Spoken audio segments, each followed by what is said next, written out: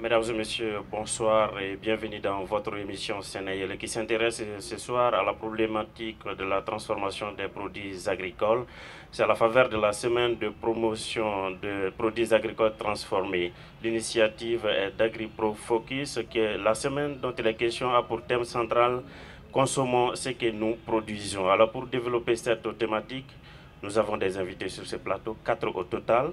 Le premier invité, Yaya Malé, bonsoir. Monsieur Malé. Oui, bonsoir. Vous êtes le président de la FENATRA. FENATRA, c'est la Fédération nationale des transformateurs des produits agroalimentaires au Mali. Bienvenue sur le plateau. Merci. Deuxième invité, Halatou Dem. Bonsoir. Bonsoir, madame. Bonsoir. Vous êtes la directrice générale de Danaya Céréales. Oui. Voilà, merci d'accepter notre invitation. Merci. Troisième invité, madame Sempara Aminata Foufana. Bonsoir, madame. Bonsoir. Bienvenue sur le plateau. Merci. Vous êtes experte en alimentation et nutrition humaine. Une fois de plus, bienvenue. Le quatrième invité, et non le moindre, Idrissa Ba, coordonnateur national d'AgriProFocus. Bonsoir, monsieur Ba. Bonsoir. Bienvenue sur le plateau. Merci. Première question. Les produits agricoles transformés, qu'est-ce que ça veut dire? Merci de l'opportunité que vous nous offrez à l'occasion de cette semaine de la promotion des produits agricoles transformés, d'avoir un débat avec les acteurs autour de la problématique. Quand nous parlons de produits agricoles transformés, nous parlons de l'agriculture avec un grand A, c'est-à-dire nous partons de la pisciculture en passant par l'élevage, l'agriculture elle-même et les produits forestiers non ligneux. Donc tous ces produits naturels qui ont une valeur, que nous essayons donc à travers les entreprises qui sont là, de donner une plus grande valeur pour la nutrition des populations. C'est cela que nous appelons produits agricoles transformés. Très bien. Alors, quelles sont les réelles motivations, les vraies motivations de la mise en route de cette semaine de promotion des produits agricoles? Pour nous, AgriProFocus, la motivation principale, c'est que nous travaillons pour la promotion de l'entrepreneuriat agricole. Et qui dit agriculture, dit aussi transformation des produits agricoles. Parce que nous pensons que si nous voulons que les entrepreneurs agricoles que nous supportons développent davantage leurs produits, il faut nécessairement que nous nous intéressons au maillon transformation. Parce que c'est le premier marché naturel qui s'offre à eux si nous voulons créer de la valeur ajoutée. Donc c'est pourquoi au niveau du réseau, nous sommes intéressés à voir quel est l'état des lieux de la transformation agricole au niveau du Mali. Donc nous avons, ce faisant, fait un tour dans toutes les grandes surfaces au niveau de Bamako pour essayer de voir comment est-ce que ces produits se présentaient dans ces surfaces. Et nous nous sommes rendus compte que ces produits, la plupart du temps, même s'ils étaient présents, n'étaient pas visibles. Donc, et nous avons donc commencé à contacter les acteurs pour essayer de voir comment est-ce que nous pouvions remédier à cette situation. Et là, les acteurs avec nous sommes convenus d'organiser cette semaine de la promotion de l'entrepreneuriat. Donc, et nous nous sommes dit que le meilleur slogan qu'on pouvait trouver, c'est de demander aux populations d'avoir un patriotisme, c'est-à-dire par rapport à nos produits. C'est pourquoi le slogan est consommons ce que nous produisons. Donc, et nous pensons qu'en mettant ce slogan en avant, la fibre patriotique sera donc un peu remuée et que les populations vont revenir en arrière pour voir que nous avons des produits ici qui ont de la valeur et qui peuvent valablement nous servir. Donc je pense qu'en le faisant, non seulement ils vont donc satisfaire leurs besoins en termes d'alimentation, mais également contribuer à créer de la richesse au niveau du pays. Donc c'est ça qui est la motivation principale pour nous. Nous allons promouvoir l'entrepreneuriat, mais nous allons également contribuer à la sécurité alimentaire en faisant cette semaine de la promotion. Ok, mais à travers ça, est-ce qu'il y a eu un premier déclic, c'est-à-dire un petit point de départ qui a motivé ça? Oui, le premier point de départ, je dois dire qu'il y avait Danaya Céréales qui avait déjà une initiative d'organiser des journées de la transformation agroalimentaire. Et je pense que c'est une initiative aussi qu'on doit soutenir pour qu'elle puisse aboutir l'année prochaine. Mais c'est une initiative qu'elle avait portée avec une plateforme avec plusieurs autres organisations. Mais vu les difficultés que les acteurs qu'ils ont rencontrés pour essayer d'organiser cette journée, les difficultés auxquelles Danaya Céréales a fait face, cette activité n'a pas pu aboutir. Donc nous nous sommes dit qu'il ne fallait pas laisser cette initiative tomber. nous allons essayer d'amener les acteurs à créer quelque chose pour créer le déclic. Et je pense que les acteurs ici présents peuvent témoigner s'il y a un déclic ou pas. Parce que c'est eux les véritables acteurs. Nous sommes là pour les supporter. Très bien. Monsieur Malé, vous êtes le président de la Fédération des transformateurs. Est-ce que vous pensez qu'il est possible d'atteindre l'objectif du thème là, consommons ce que nous produisons? Oui, je pense qu'il est possible d'atteindre cet objectif, mais je pense qu'il faut justement pour cela faire une grande campagne promotionnelle des produits locaux. Donc ça passe forcément par le marketing des produits locaux, la sensibilisation des consommateurs justement, et démontrer aux gens que consommer malien, c'est aussi contribuer au développement de notre pays. Mais est-ce que ça veut dire qu'on ne consomme pas du tout? Pas du tout. Si on consomme, mais nous voulons augmenter davantage la consommation des produits locaux. Est-ce que vous avez un pourcentage en termes de consommation? En termes de consommation des produits locaux? Oui. Non, actuellement, tous les produits locaux transformés se vendent sur le marché, mais nous pensons que c'est assez timide encore et il faut booster cette consommation-là. Mais je ne peux pas vous donner des chiffres de consommation. Ouais. Mais ce qui est sûr, c'est que quand on va dans les alimentations, on se rend compte que la place occupée par les produits locaux est vraiment minime par rapport aux produits d'importation. Quelle explication on peut donner à ça? Bon, l'explication qu'on peut donner à ça, c'est que le secteur de la transformation mérite d'être boosté encore. C'est-à-dire que on doit, parce que quand tu regardes la transformation, les acteurs, ce sont essentiellement des petites entreprises, donc elles ont besoin de se développer, hein, donc pour pouvoir occuper davantage le marché. Madame? Bon, comme disait M. Malé tout à l'heure, la promotion est essentielle, surtout pour le marketing et la publicité. Parce que nos entreprises ont la capacité de production, mais on n'a pas encore les moyens financiers pour atteindre nos objectifs. Marketing. Les objectifs, c'est lesquels, par exemple? Par exemple, je vais prendre l'exemple sur Danaya Céréales. Nous sommes une unité qui existe depuis 30 ans. Une trentaine d'années, nous sommes là. Et la plupart des gens ne savent pas que c'est une unité semi-industrielle.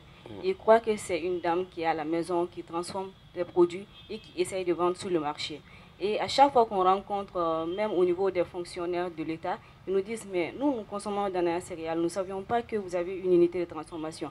Donc c'est cette pensée qu'on essaye de booster, de démontrer que les entreprises de transformation ne sont pas simplement des entreprises artisanales, mais qui peuvent devenir industrielles.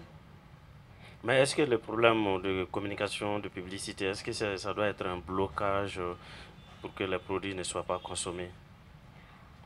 C'est ce que j'ai dit, tout le monde n'a pas la même capacité. Nous, on existe depuis 30 ans. Il y a certaines qui viennent d'être créées, donc ils n'ont pas l'argent, les ressources pour faire la publicité. Nous, on a su s'imposer par la qualité de nos produits. Ce que je voudrais dire, est-ce que le fait de ne pas faire la publicité est un blocage pour que le produit soit consommé?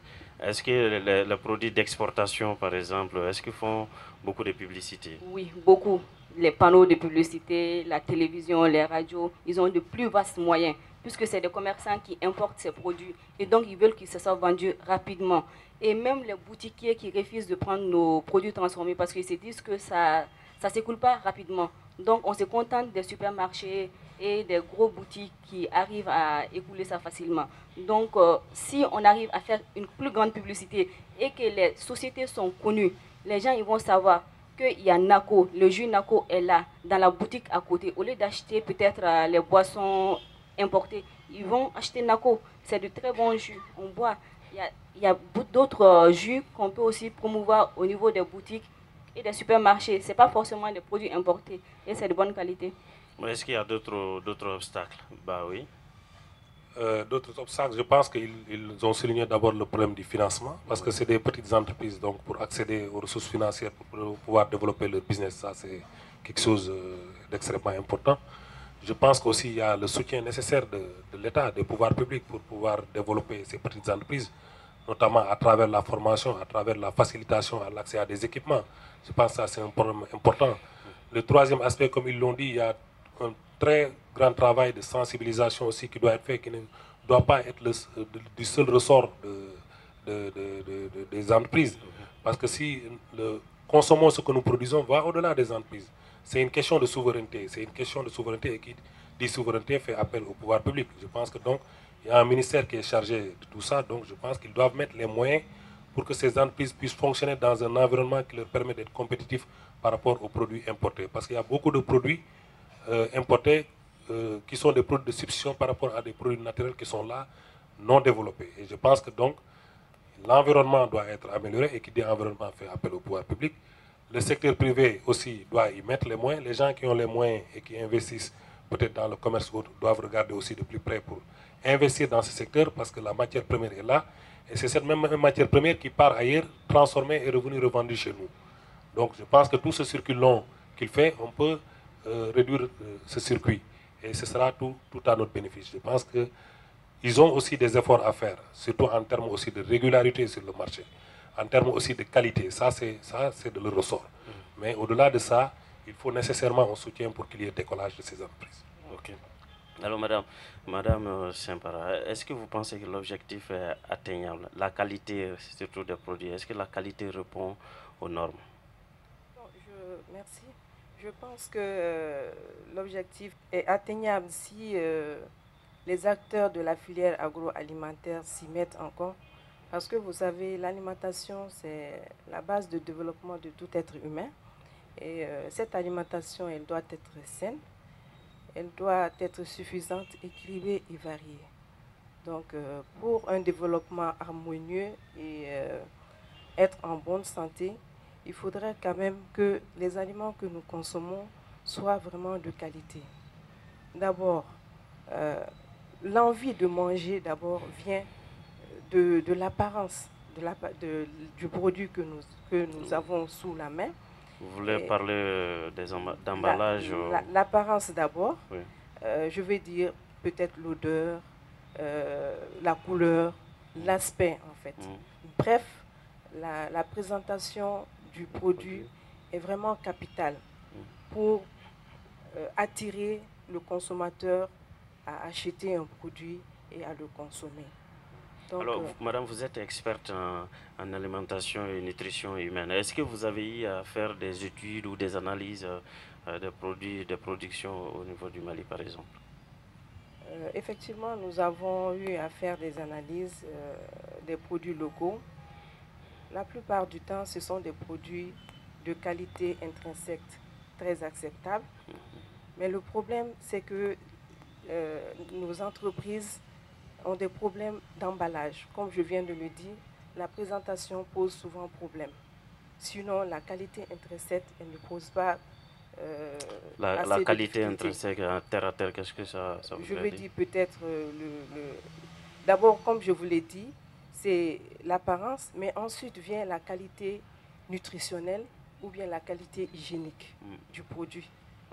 Donc, pour cela, en ce qui concerne l'hygiène au niveau de l'entreprise. Sinon, je pense que dans l'ensemble, les produits agroalimentaires transformés au Mali répondent aux normes. Monsieur le Président, il y a des efforts à faire. C'est l'expert qui parle. Il y a le problème d'emballage et nous attelons à cela depuis de tout le temps. Et actuellement, je vais vous dire que nous avons actuellement un projet de créer une centrale d'achat, justement pour essayer de résoudre en partie ce problème d'emballage-là. C'est-à-dire qu'il est prouvé que les petites entreprises n'ont pas individuellement les moyens d'acheter des emballages de qualité. Parce que maintenant, en essayant de faire une sorte de centrale d'achat, donc ça va augmenter les volumes de commandes, donc ça va baisser le coût de l'emballage. Centrale d'achat terre à terre, quel va être son rôle? Bon, c'est ce que je suis en train de vous expliquer, c'est essayer de de faire des commandes groupées, hein, des quantités plus importantes en emballage, de façon à réduire le coût. Nous avons pour le moment l'appui même d'un partenaire qui s'appelle le WAP, le programme de productivité agricole en Afrique de l'Ouest. Donc nous avons commencé par prospecter d'abord le marché de la sous-région en emballage pour voir ce qui se fait par exemple au Ghana et au Sénégal, parce que c'est les deux pays dans la sous-région qui sont en avance par rapport aux autres. Et nous avons ramené des échantillons, nous sommes en train d'étudier ces emballages pour essayer de passer des commandes groupées. Donc en quelque sorte, vous avez des répondants déjà pour pallier le problème d'emballage. Oui, bon, nous avons déjà des répondants. Des répondants. Oui. AgriProFocus aussi est là. AgriProFocus est là, il y a d'autres répondants, il n'y a pas de problème. Pour le moment, c'est avec le WAP qu'on est en train de faire. Mais bien sûr, si tous qui sont intéressés peuvent venir, il n'y a aucun problème. Okay. Très bien. Alors, en dehors de cette question d'emballage, est-ce qu'il n'y a pas un souci qui se pose aussi dans la continuité même de la transformation? Est-ce que ce n'est pas sporadique? À un moment donné, vous êtes là, mais à un autre moment, vous êtes absent. Est-ce qu'il n'y a pas ce problème-là qui se pose? Après, madame peut rebondir sur la question. Non, ce n'est pas sporadique. C'est-à-dire c'est des entreprises qui travaillent toute l'année dans le domaine de la transformation. En fait, vous voyez, quand tu prends la transformation, au bout, il y a la chaîne de valeur. Par exemple, tu pars depuis le producteur, hein, ensuite le transformateur, le consommateur. Et nous plaçons au milieu de cette chaîne-là. Donc, tant qu'il y a les producteurs offrent des produits à transformer, et la chaîne ne s'arrête pas. Et tant qu'il y a des consommateurs pour consommer ces produits, donc ça ne va faire que booster l'économie du pays. C'est-à-dire que tout le long de la chaîne, il y a tous les acteurs qui auront du travail. Donc je pense que c'est une activité qui n'est pas sporadique, hein, elle est continuelle. Très bien. Okay. Madame, oui. C'est vrai que la transformation est continue actuellement parce que c'est des entreprises, on est obligé de travailler 12 mois sur l'année. Mais ce qui pose problème, c'est surtout la continuité des entreprises. La plupart des entreprises sont gérées par des personnes assez âgées, on peut dire. Mais il n'y a pas de relève qui est formée dans la plupart des cas. Quand le propriétaire décède, on va trouver que l'entreprise ne continue plus. Ça, il y a beaucoup qui a. Donc, mais ça, c'est quoi? Ça, c'est un problème d'organisation ou c'est d'organisation interne? Il y a l'organisation interne et la confiance. Parce que si la plupart n'ont pas d'enfants qui ont envie de poursuivre leurs rêves, de faire que ce soit une entreprise plus grande et qui existe plus de 100 ans, s'il n'y a pas ça, donc il y a une rupture à un moment donné. Parce que personne ne peut gérer son entreprise mieux que la personne même. Donc il n'y a pas cette envie d'aller plus loin. Et moi, j'ai eu la chance, c'est ma mère qui a créé l'entreprise et elle m'a formée à prendre la relève avec elle. Donc, je peux dire que je suis l'une des plus jeunes dans la transformation actuellement. Donc, à ce moment, vous me donnez raison ou... Oui, je vous donne raison. Interne, oui. Et je suis en train de me battre pour cela, pour que cette relève elle existe, pour que les gens forment cette relève. Parce que l'enfant ne peut pas prendre... si la maman est malade ou décédée, elle ne peut pas prendre à partir de là parce qu'elle n'a pas de formation ni de suivi. Il n'y a personne qui est là pour la soutenir. Moi, je dirige l'entreprise, mais ma mère, elle est là continuellement, elle me donne des conseils. Si je fais des mauvais pas, elle va me conseiller. Donc, il faut être là avec quelqu'un qui va poursuivre votre rêve. Et la jeunesse est là. La jeunesse est là sans travail et se bat pour avoir ce travail. Je pense que l'entrepreneuriat agroalimentaire est une opportunité pour moi. Quels sont fondamentalement les obstacles aujourd'hui à la transformation? Il y a beaucoup d'obstacles. Hein. La formation, par exemple. Parce que moi, c'est vrai que ma mère, depuis l'enfance, elle est dans la transformation. Mais au début, je n'ai pas eu l'idée d'aller me former en agroalimentaire ou technicienne laboratoire. Mais j'ai fait la finance, comme beaucoup d'entre nous ici. Et quand je suis revenue d'études, je me suis rendu compte que 80% de la population malienne quand même vit de l'agriculture. Donc j'ai vu une opportunité dans l'entreprise de ma mère de travailler avec elle et de l'agrandir. Beaucoup n'ont pas cette chance. Mais ce qu'on peut faire, ce que l'État peut faire, c'est de pousser les jeunes à aller vers l'agriculture, l'agroalimentaire, vers la recherche, tout ce qui est lié à l'agriculture. Parce que quand même 80%, c'est pas petit. C'est pas petit, ouais. Il y a d'autres obstacles en dehors de la formation. En dehors de la formation, la motivation des jeunes aussi, parce qu'on veut l'argent tout de suite. C'est pas facile dans ce secteur. Il faut beaucoup se battre, s'investir personnellement, il faut se sacrifier, il faut donner de son temps. C'est essentiel. C'est essentiel. Oui. Quel est votre accompagnement à ce niveau, AgriProFocus? Nous sommes un réseau, et qui dit réseau dit donc donner et recevoir. Donc nous pensons que nous ouvrons notre porte aux entreprises du secteur pour avoir une plateforme dans laquelle elles peuvent discuter de leurs problèmes et trouver des solutions. Et c'est en trouvant ces solutions que nous les accompagnons dans cette solution. C'est-à-dire notre rôle, c'est d'accompagner ces entreprises. Ça peut être l'accompagnement pour l'accès au financement, comme nous le faisons dans le cadre de nos foires au financement. Ça peut être l'accompagnement pour aussi la commercialisation, comme nous l'organisons dans le cadre de nos foires agricoles. Nous avons ici des entreprises qui séjournent dans nos foires et qui nous fréquentent. Ça peut être aussi l'ouverture vers des marchés, parce que nous avons une plateforme où ils peuvent présenter leurs produits et être visibles partout dans le monde. Donc je pense que c'est ce premier accompagnement que nous faisons. Le deuxième accompagnement, c'est de nous battre pour que ces entreprises se positionnent dans le marché. Je pense que ça aussi, c'est quelque chose que... c'est un mandat d'AgriProFocus, la promotion de l'entrepreneuriat. Et cette caravane que nous organisons rentre dans ce cadre. Mais c'est aux acteurs de définir eux-mêmes les problèmes et nous pouvons trouver ensemble les solutions. Et sur cette base, nous pouvons travailler avec eux. Mais il reste entendu que, comme je l'ai dit, c'est donner et recevoir. Donc s'ils ne donnent pas, ils ne reçoivent pas. Ouais. Donc c'est tout. Ok, très bien. Alors, madame, on a parlé de la continuité, toujours l'expertise, hein? On a parlé de la continuité, madame a parlé de beaucoup d'autres problèmes. À ce niveau, quelle analyse vous faites, surtout par rapport à la question de la formation? Bon, moi, je pense que, en fait, les difficultés au niveau de la transformation se trouvent à plusieurs niveaux. D'abord, comme elle l'a dit, au niveau de la formation, ça c'est tout à fait exact. Mais en plus de cela, vous savez, il y a la technologie qui évolue. Donc, il faudrait que les entreprises puissent avoir à leur portée les équipements idoines et matériels qu'il faut pour la transformation. Il ne faut pas se lancer dans la transformation en tant qu'amateur. Il faut aller en tant que vrai professionnel en la matière. Donc, à côté de ces équipements, il y a aussi des locaux. Il faudrait que les locaux soient appropriés à la transformation. Il faudrait aussi que la technologie qu'on utilise, vraiment qu'on la maîtrise. Donc il y a tous ces points qu'il faut voir avec les acteurs de l'agroalimentaire,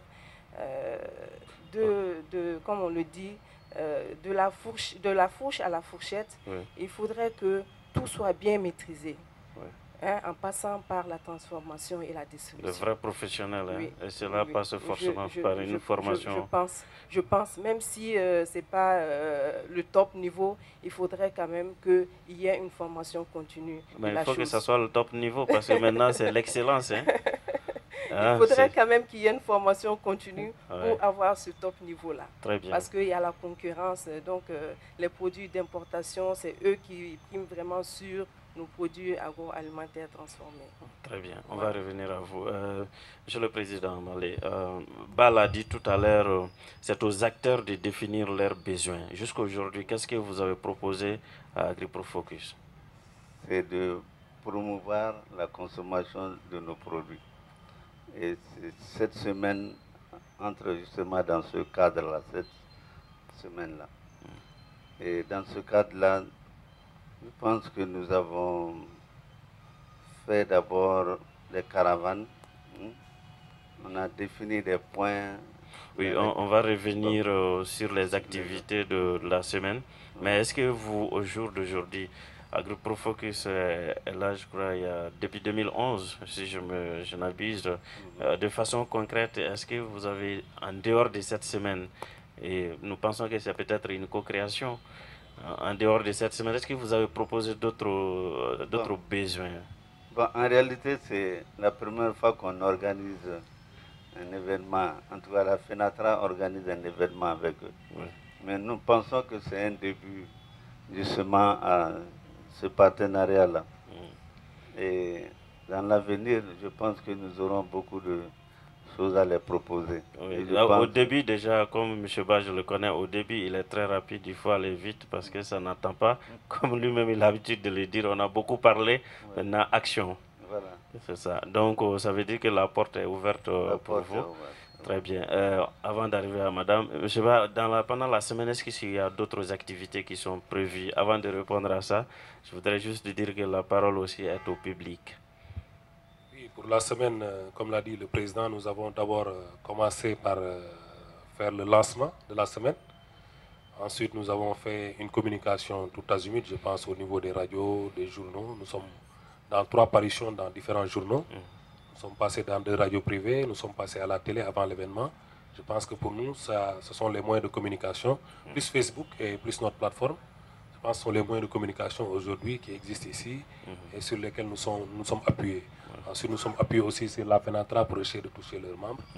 Au-delà de ça, donc, ce que nous avons fait dans la journée après le lancement, c'est le caravane dans les différents points stratégiques de la capitale.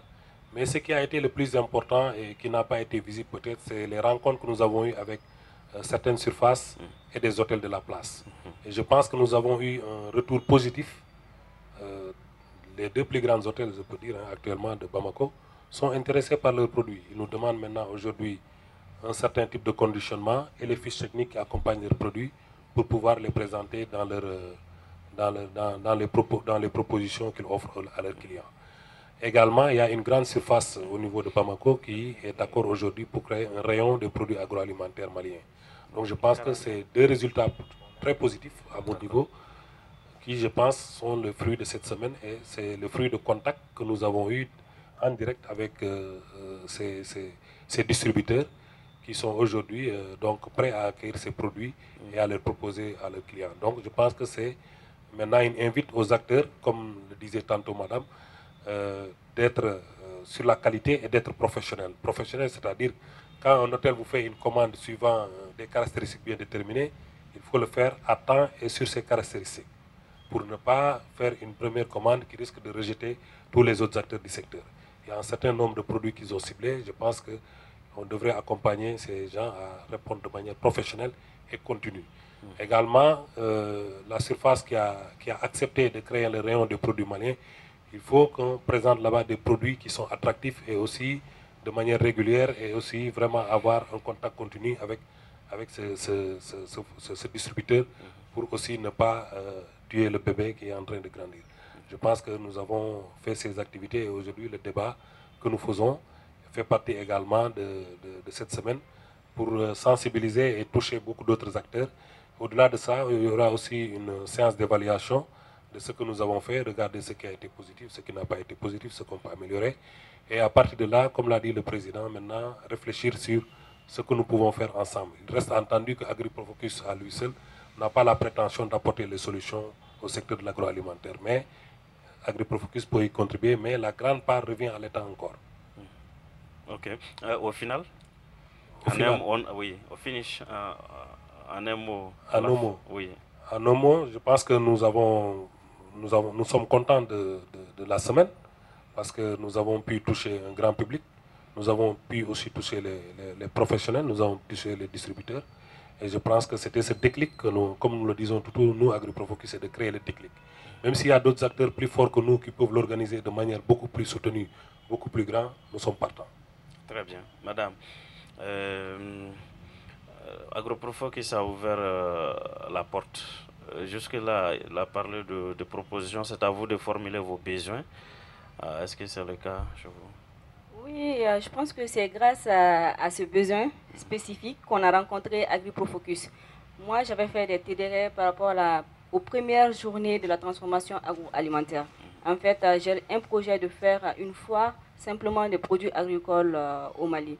Donc, j'ai envoyé les TDR un peu partout et l'une des personnes à qui j'ai envoyé a renvoyé à M. Ba. Donc, le même jour, il m'a appelé. C'est pour vous dire la manière dont il a été proactif. Il était intéressé par ce projet. C'est pourquoi j'ai dit qu'il faut aller vite avec lui. Oui, je vais vite. Déjà, il est intéressé à prendre une partie de ces journées. Donc, on est en train de chercher des financements complémentaires pour faire d'ici fin janvier ces journées de la transformation. On a remarqué que le SIAGRI, bien vrai que ce soit une foire d'agriculture, les produits transformés ne sont pas très visibles. Donc, si on avait des foires comme qui s'est fait en France, en Allemagne, dans bien d'autres pays, qui est concerné uniquement que par l'agroalimentaire. Et j'espère qu'on aura le soutien de tout le monde ici et des partenaires qui sont intéressés. On est en train d'approcher pas mal de personnes. Il y a de bons retours déjà. Donc, on espère que d'ici janvier, ces journées vont voir le jour. Alors, est-ce que vous pensez réellement que les produits transformés au Mali répondent aux normes internationales? Mon avis est que ça répond. Il y a une vingtaine d'entreprises, en tout cas, qui sont leaders dans ce pays, qui ont commencé la transformation il y a des trentaines d'années. Donc, ils ont eu le temps de faire des erreurs, d'améliorer les produits et d'arriver à un état de satisfaction actuel. Nous, on a même entamé la certification ISO 22000. Donc, c'est pour vous dire à quel point on compte sur la qualité de nos produits, pas simplement au Mali, mais à l'extérieur. Donc, il y a beaucoup d'entreprises de ce genre au Mali actuellement. Ok, très bien. Le président voulait dire que sinon, je reviens à bas. Oui. Le consommé malien, le public, la parole ça passe forcément par une volonté politique.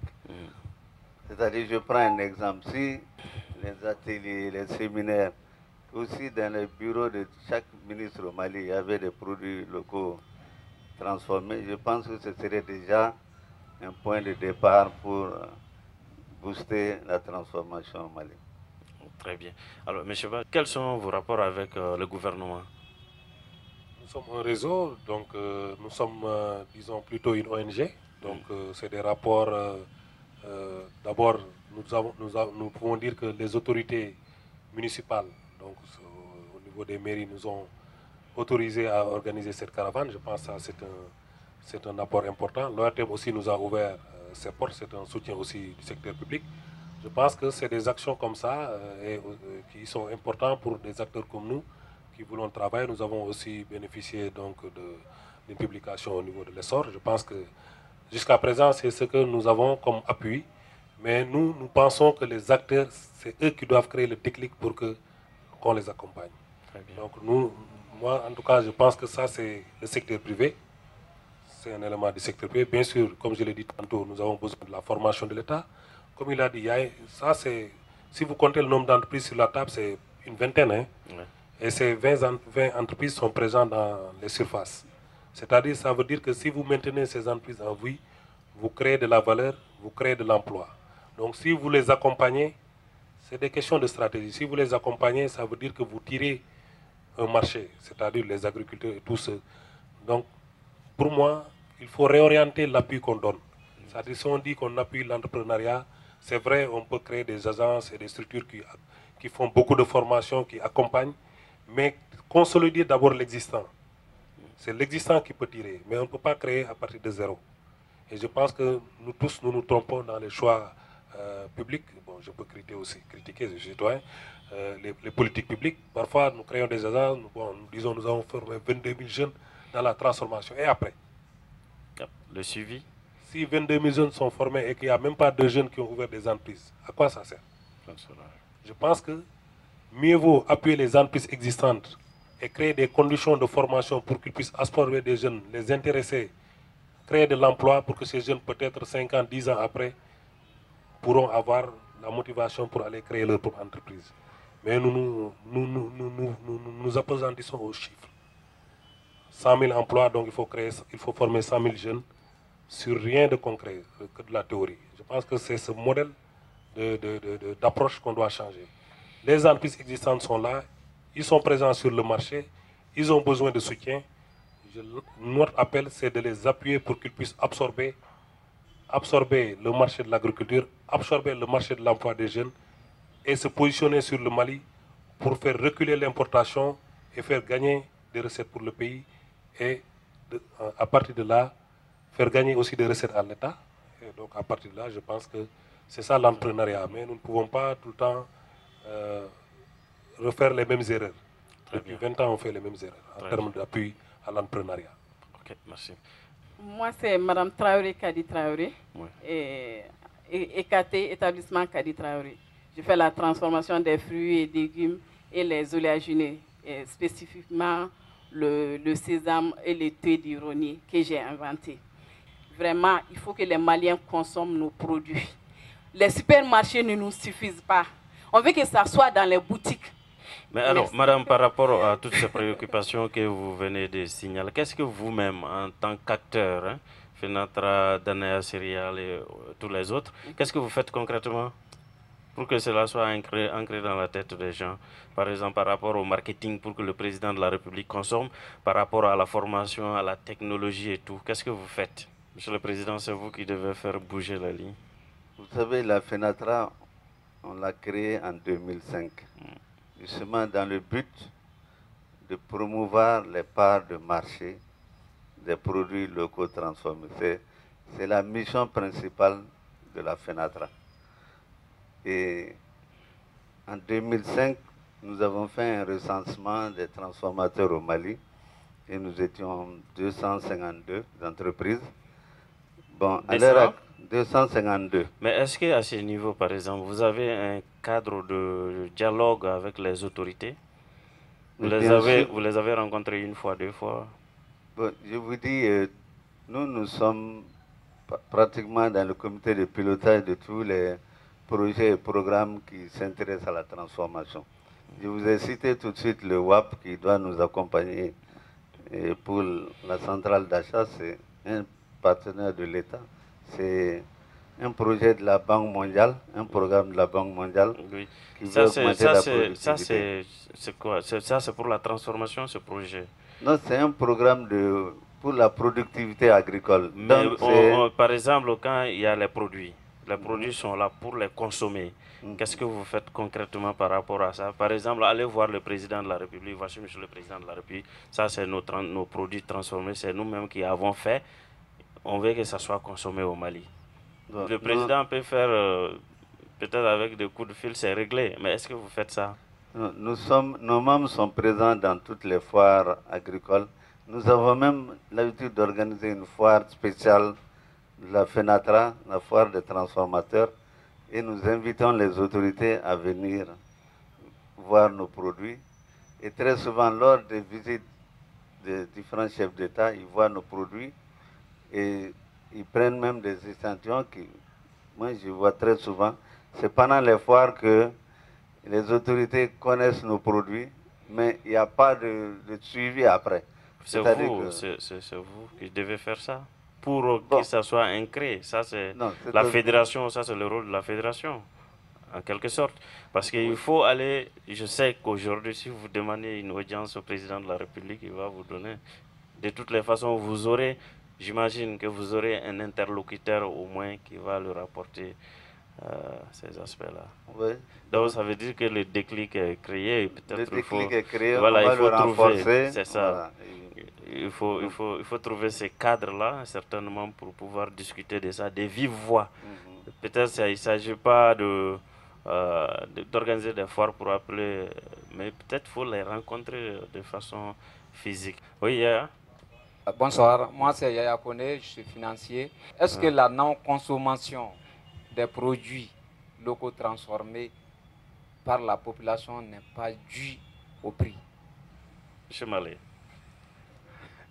Bon, moi je ne pense pas que ça s'applique aux produits transformés. En tout cas, moi, les produits transformés qu'on vend dans les supermarchés et dans les alimentations, quand tu compares le prix de l'importation, tu trouves que c'est moins cher. Mais est-ce que dans les faits, c'est pas plus cher? Bon. Dans la réalité, quoi. Nos produits transformés, est-ce qu'ils ne sont pas plus chers? Bon, je crois que dans la réalité, il y a aussi le problème du fait que certains produits alimentaires arrivent de façon non contrôlée sur le marché. Mais vous confirmez qu'ils sont plus chers? Non, je ne confirme pas. En tout cas, moi, personnellement, je vends des produits toujours moins chers. Non, je ne peux pas je ne confirme pas. D'accord. Très bien. Ok. Madame, oui. Bonsoir, je suis Madame Kamara Mariam Keita. Je suis la directrice du Centre pour le développement du secteur agroalimentaire, CDA.